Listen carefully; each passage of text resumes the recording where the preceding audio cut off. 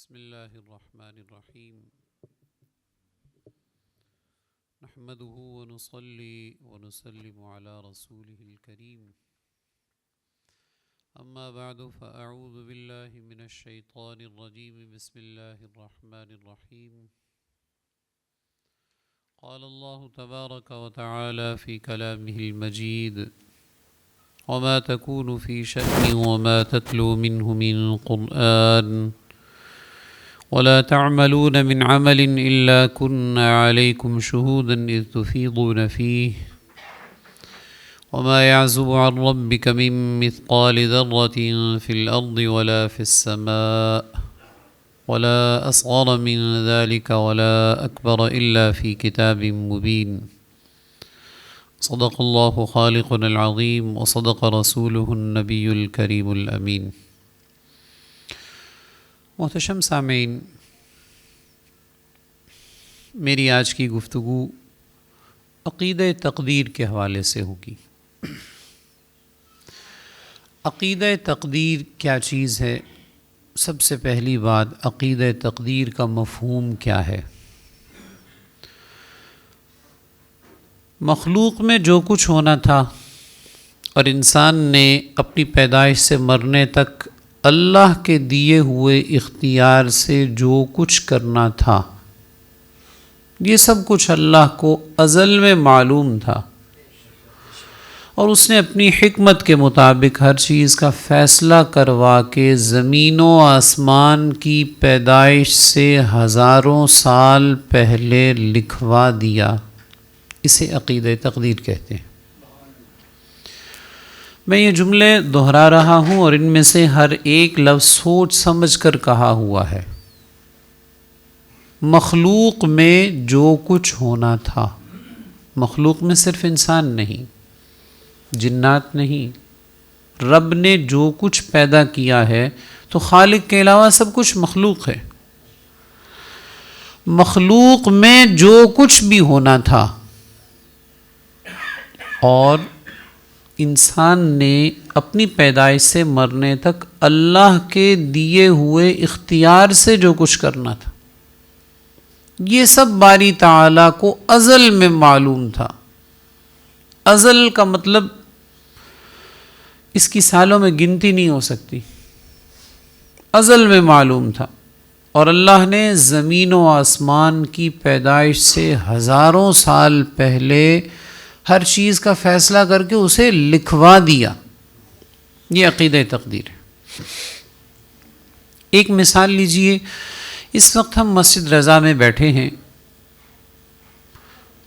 ہم نے آج 10 مارچ کو 9ویں روزے اس وقت میں یہاں فلاں رخ کر کے مجھ سے اتنے فاصلے پر محراب سے اتنے ڈسٹنس پر بیٹھنا تھا اور اتنی دفعہ آنکھ جھپکنی تھی اور اس ڈائریکشن میں دیکھنا تھا، یہ اللہ کو ازل میں معلوم تھا۔ اس نے اس وقت فیصلہ کر دیا تھا کون آئے گا کون نہیں آئے گا، کہاں بیٹھے گا، کس انداز پہ بیٹھے گا، کتنے فاصلے پر بیٹھے گا، کتنی مرتبہ آنکھ جھپکے گا، کس نظر سے دیکھے گا، کتنی باتیں سنے گا، کون سی یاد رہیں گی کون سی بھول جائیں۔ اور اس نے یہ سارا کچھ زمین و آسمان کی پیدائش سے ہزاروں سال پہلے لکھوا دیا ہے۔ اسے عقیدہ تقدیر کہتے ہیں۔ دوسری بات، عقیدہ تقدیر کی اہمیت۔ عقیدہ تقدیر ضروریات دین میں سے ہے۔ ضروریات دین کا مطلب یہ ہوتا ہے وہ بنیادی عقائد جو قطعی دلائل سے ثابت ہیں، قطعی دلائل سے اس طرح ثابت ہیں کہ ان پر 100% یقین ضروری ہے، اور ان میں سے کسی ایک کے بارے 99.99% بھی قبول نہیں، پورا 100% یقین ضروری ہے۔ ان کو ضروریات دین کہتے ہیں، اور ان میں سے ایک عقیدہ تقدیر بھی ہے۔ اس کا مطلب ہوا کہ اگر کوئی بد نصیب تقدیر کے حوالے سے 1% بلکہ 1% کا بھی 100واں حصہ شک کرتا ہے تو بندہ دائرہ اسلام سے خارج ہو جاتا ہے۔ عقیدہ تقدیر کے دلائل. تیسری بات، قرآن مجید میں بہت سی آیات کریمہ ہیں. سرکار دو عالم صلی اللہ علیہ وسلم کے دسیوں ارشادات گرامی ہیں. جبھی تو یہ ضروریات دین میں سے ہے کہ دلائل بہت پختہ ہیں. قرآن کریم کی ایک آیت کریمہ میں نے آپ کے سامنے تلاوت کی. خالق کائنات ارشاد فرماتا ہے، تم کسی بھی کام میں ہو اور اللہ کی طرف سے کچھ بھی قرآن پڑھو اور تم لوگ کوئی بھی کام کرو تو ہم تم پر گواہ ہوتے ہیں جب تم اسے شروع کرتے ہو. یعنی ہم دیکھ رہے ہیں، ہم جانتے ہیں. اس میں آیت کریمہ کے اس حصے میں علم الہی کا بیان ہے کہ اللہ کریم کی نگاہ قدرت سے کوئی شے مخفی نہیں اور خالق کائنات کا علم اتنا کامل ہے. اگلے حصے میں تقدیر کا بیان ہے. ارشاد فرمایا وَمَا يَعْزُبُ عَنْ رَبِّكَ مِن مِّثْقَالِ ذَرَّةٍ فِي الْأَرْضِ وَلَا فِي السَّمَاءِ.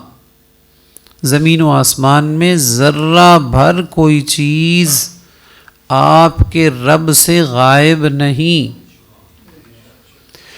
اور ذرہ سے چھوٹی یا اس سے بڑی بھی کوئی ایسی چیز نہیں جو روشن کتاب میں نہ ہو.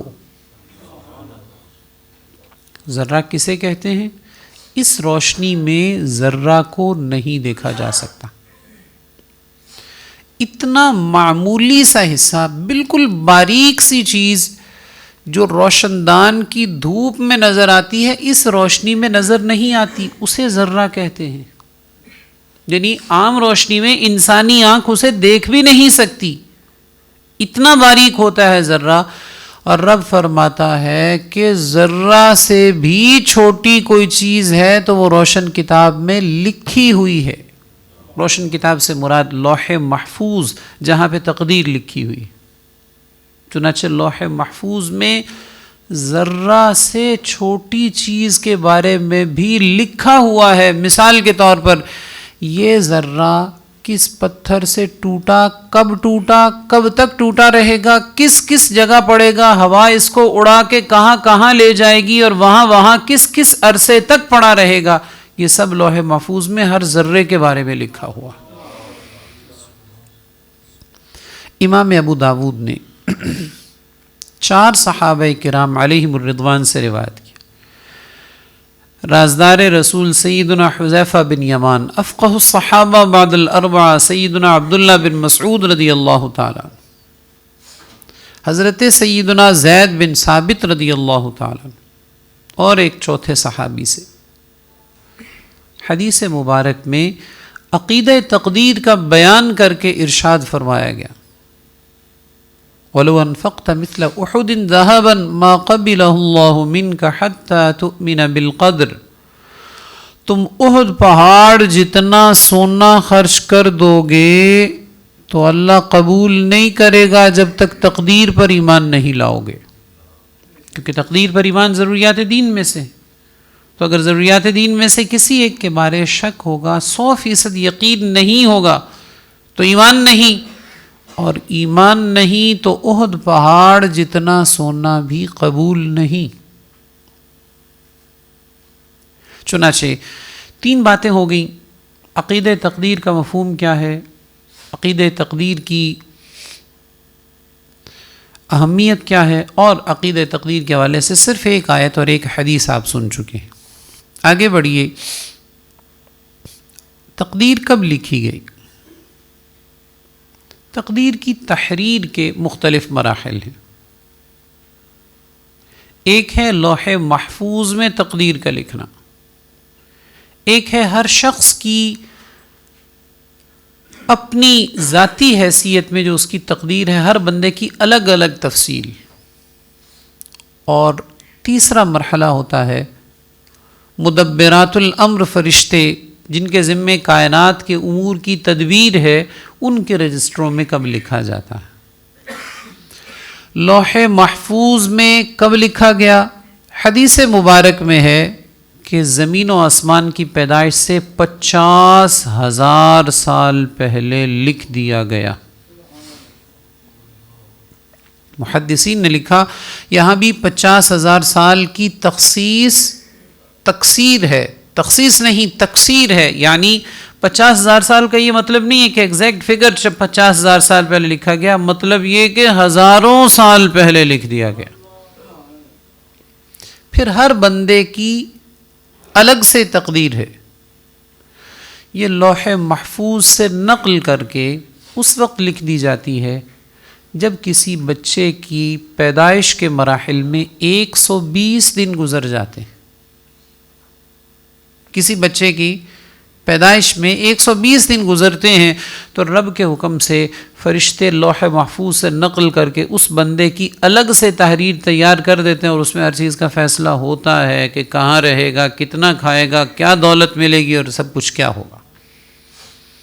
اور تیسرا مرحلہ مدبرات الامر فرشتوں کے رجسٹر ہیں، وہ فرشتے جن کے ذمہ تدبیر کائنات ہے، ان کے لیے رجسٹر تیار کیے جاتے ہیں جن کی تحریر کا آغاز شب برات میں ہوتا ہے، اور شب قدر کو ان رجسٹروں کی تکمیل کر کے فرشتوں کے حوالے کر دیا جاتا ہے۔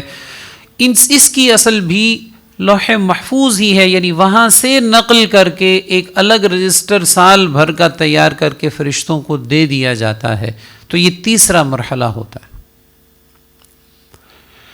چوتھی بات کی طرف آئیے، تقدیر کی اقسام۔ علماء نے لکھا تقدیر کی 3 قسمیں ہیں۔ ایک ہے تقدیر مبرم۔ تقدیر مبرم کا مطلب جو اللہ کے علم میں کسی شے پر معلق نہیں ہے، فائنل ہے، تبدیلی کے قابل نہیں ہے۔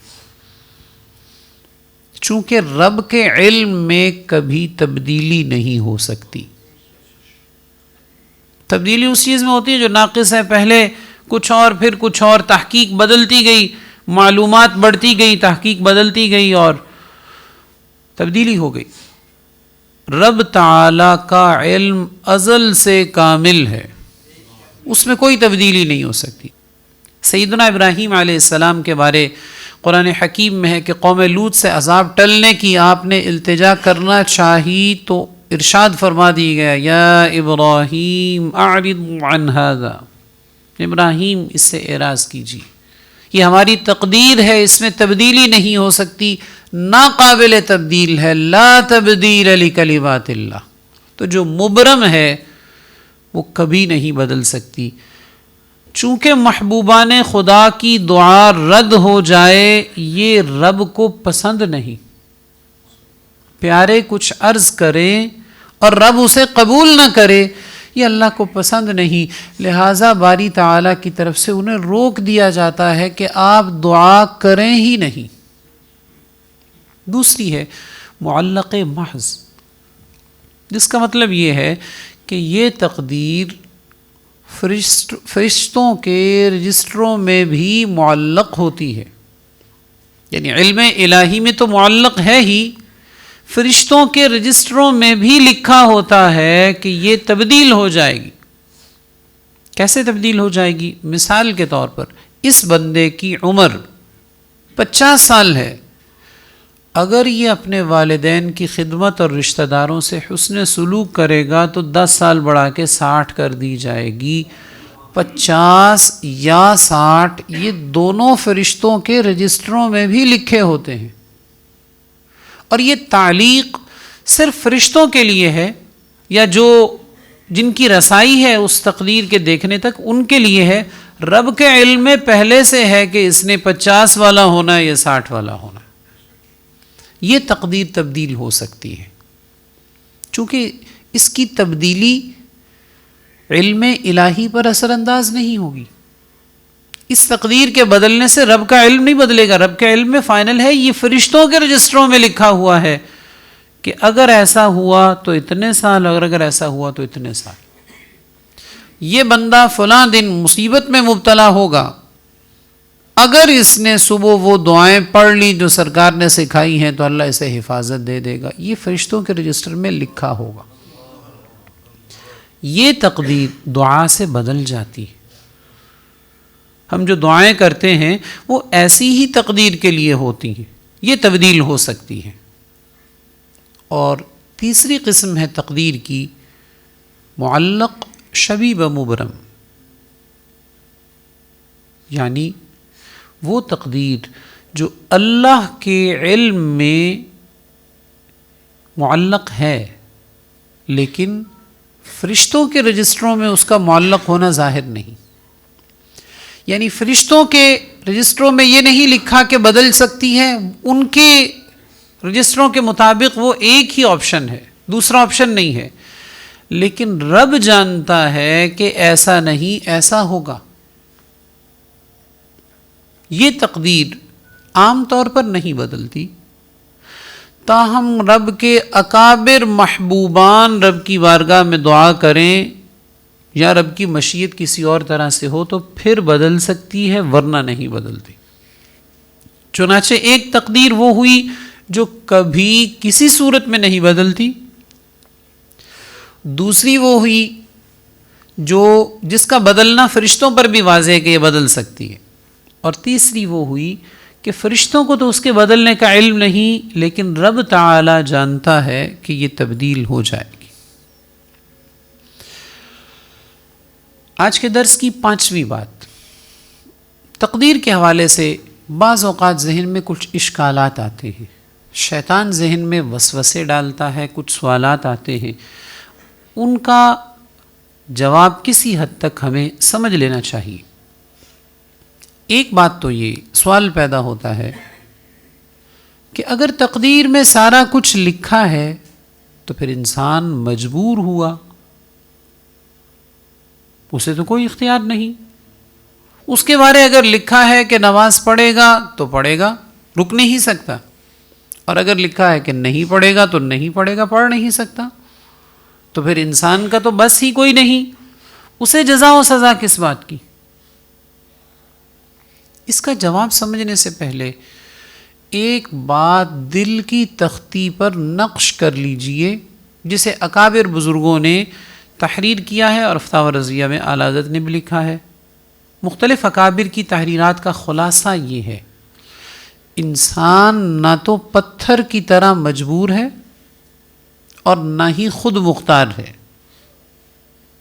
انسان نہ تو پتھر کی طرح مجبور محض ہے اور نہ ہی خود مختار ہے. پتھر کی طرح مجبور ہونے کا مطلب یہ کہ پتھر ایک جگہ پڑا ہے، خود سے حرکت نہیں کرے گا، اسے ٹھوکر لگائیں گے، ہاتھ سے حرکت دیں گے تو حرکت کرے گا. یہ دیوار ہے اپنی جگہ رکی ہوئی ہے، اسے ہٹائیں گے تو ہٹے گی، خود بخود نہیں ہٹے گی. ایسا بھی نہیں انسان، اور خود مختار بھی نہیں. خود مختار کا مطلب یہ کہ ایسا بھی نہیں کہ اسے مطلقاً اختیار ہو، کلی طور پر اس کی اپنی مرضی چلتی ہو، ایسا نہیں، بلکہ ان دونوں کے درمیان ایک کیفیت ہے جس کی حقیقت اللہ کا راز ہے اور دنیا میں عام لوگوں کے لیے اسے جاننا ممکن ہی نہیں. ایک دفعہ پھر یہ جملہ سنیے گا، اس سے کئی سوالات کا جواب ملے گا. انسان نہ تو پتھر کی طرح مجبور ہے نہ ہی خود مختار ہے، اس کا اختیار ہے مگر اللہ کے اختیار کے تابع ہے. اس پر بھی قرآن کی آیات ہیں، لیکن وقت میں گنجائش نہ ہونے کی وجہ سے میں ذکر نہیں کر رہا. نہ مجبور ہے نہ خود مختار ہے، ان کے درمیان ایک کیفیت ہے جو اللہ کا راز ہے. راز ہونے کا مطلب یہ کہ وہ منکشف نہیں ہو سکتا، وہ ظاہر نہیں ہو سکتا. عوام کے لیے وہ راز قیامت کو ہی ظاہر ہوگا، اس وقت ہی سمجھ آئے گی کہ یہ کیا چیز تھی تقدیر. اس سے پہلے بس کسی حد تک سمجھ سکتے. یہ جملے سمجھنے کے بعد سوال کی طرف واپس آئیے کہ پھر تو انسان مجبور ہے، اسے اختیار ہی نہیں ہے، اسے جزا و سزا کس بات کی؟ تو جواب یہ ہے کہ انسان مجبور نہیں، لکھنے سے مجبور ہونا لازم نہیں آتا. اس لیے کہ انسان لکھا ہونے کی وجہ سے نہیں کر رہا، بلکہ اس کے کرنے کی وجہ سے اللہ نے لکھا ہے. مطلب یہ ایک مثال لیجئے، اگرچہ یہ اللہ کے علم و قدرت کے مقابلے میں کوئی اس قابل نہیں کہ اسے مثال کہا جائے، بس سمجھنے کے لیے. ایک دوا ہم مارکیٹ سے لیتے ہیں، اس پر ایکسپائری ڈیٹ لکھی ہوتی ہے، فلاں تاریخ کو یہ ایکسپائر ہو جائے گی. اس تاریخ کے بعد اگر اسے استعمال کریں گے تو ممکن ہے نقصان دہ ہو. کیا اس دوا پر اگر یہ تاریخ نہ لکھی ہو تو وہ ایکسپائر نہیں ہوگی؟ ہو جائے گی. اس کے اجزائے ترکیبی ایسے ہیں کہ بس اس کی لمٹ اتنی ہے، اس نے اس تاریخ کو ویسے ہی ایکسپائر ہو جانا ہے، اس پر لکھیں یا نہ لکھیں. تو پھر لکھا کیوں گیا؟ نشاندہی کے لیے. بنانے والوں کو اندازہ تھا، تجربہ تھا، ان کا ایکسپیرینس کہتا تھا کہ اتنے عرصے بعد یہ ایکسپائر ہو جائے گی، تو انہوں نے لکھ دیا بلا تشبیہ و تمثیل.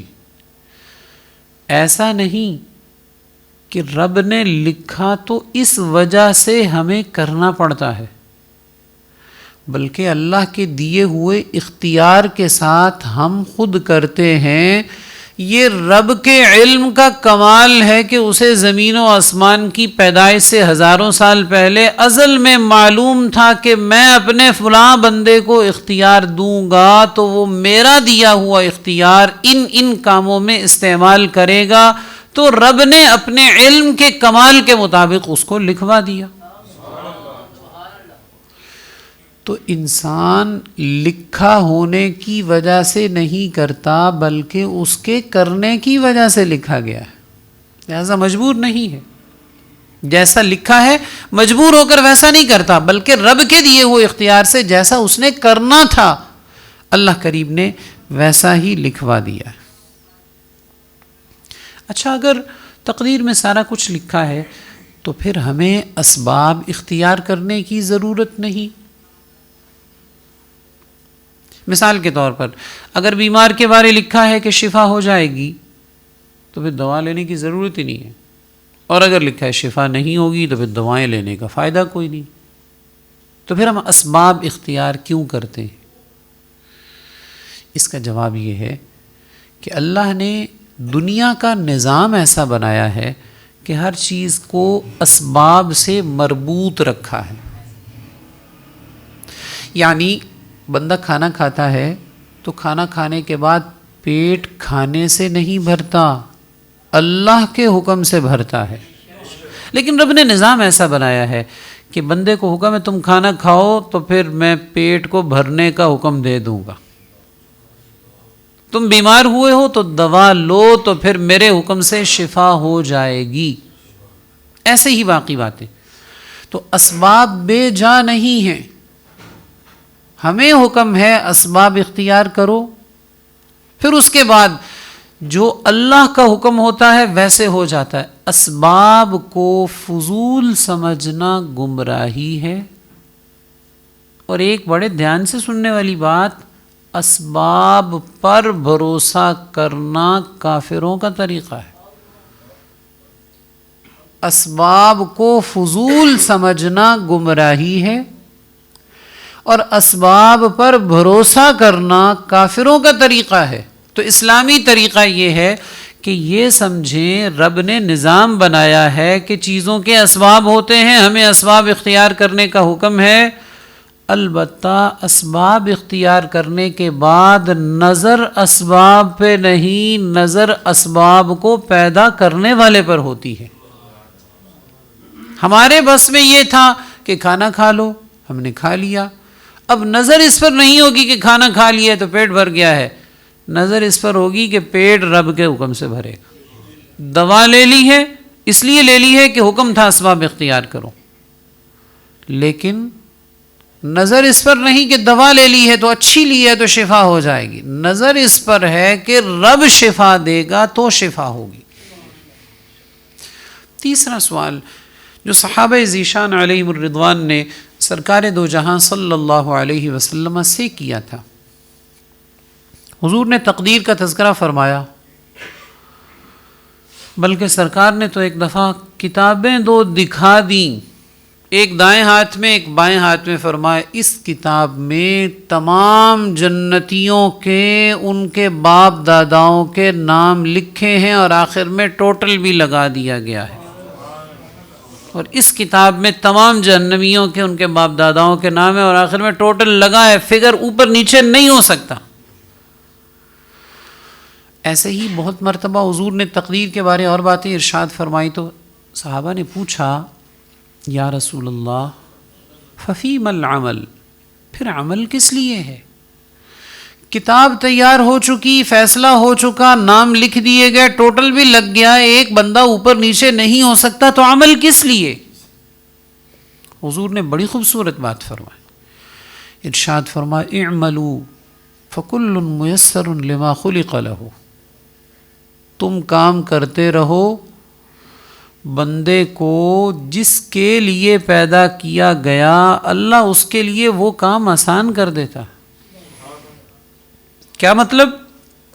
ارشاد گرامی کا مفہوم جو علماء نے اس کی محدثین نے تشریح لکھی وہ یہ کہ تمہارا کام یہ نہیں کہ تمہارا کام نام کون سے رجسٹر میں لکھا ہے، یہ تمہارا کام نہیں کہ تمہارا نام کون سے رجسٹر میں لکھا ہے، یہ رب کا کام ہے۔ تمہارا کام یہ ہے کہ تم کرتے جاؤ،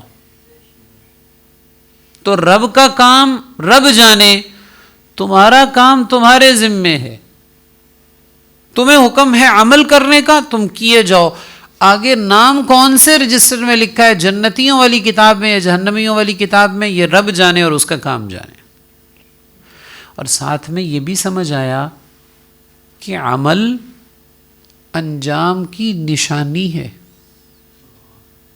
ہر بندے کے لیے وہ عمل آسان کر دیے جاتے ہیں جن کے لیے اسے پیدا کیا گیا، یعنی عمل انجام کی نشانی ہے۔